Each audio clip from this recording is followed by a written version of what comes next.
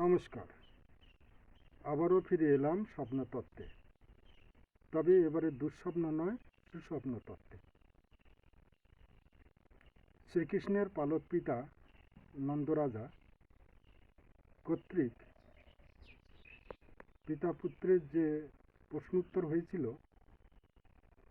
প্রামাণ্য গ্রন্থ হিসেবে সামবেদের কর্ণ শাখায় পুণ্যকাণ্ডে লিখিত উদ্ধৃতি দিয়ে শ্রীকৃষ্ণ তার পিতাকে বলেছিলেন।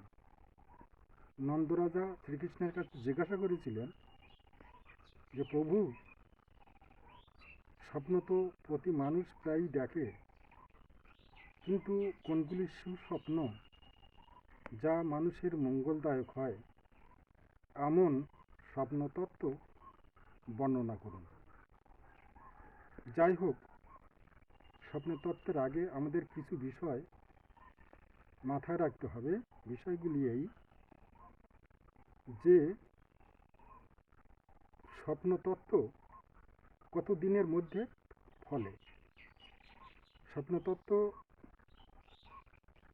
কার সঙ্গে বলা নিষেধ, অনুপযুক্ত ব্যক্তির সাথে বললে সুস্বপ্ন তত্ত্ব দুঃস্বপ্ন ফলদান করে। যাই হোক, সেগুলি আজকের আমাদের আলোচ্য বিষয় নয়। আলোচ্য বিষয় হলো সুস্বপ্ন নাম্বার 1।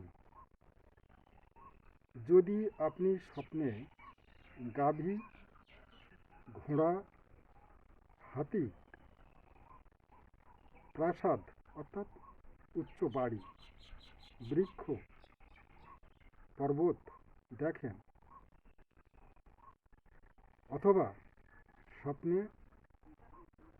কোনো কিছুতে আরোহণ করছেন, অর্থাৎ গাছে চড়ছেন বা কোনো উচ্চ বাড়ি উপরে উঠছেন, এই যে আরোহণ করা, এবং স্বপ্নে খেলে, স্বপ্নে কাঁদলে অর্থ লাভ হয়। যদি আপনি স্বপ্নে বীণা গ্রহণ করেন, অর্থাৎ কেউ আপনাকে বীণা নামক একটা বাদ্যযন্ত্র সেটা দিচ্ছে, অথবা আপনি বীণা বাজাচ্ছেন, তাহলে সেটি হবে শস্য শ্যামলযুক্ত ভূমি লাভের স্বপ্ন। নমস্কার, আজ এই পর্যন্ত।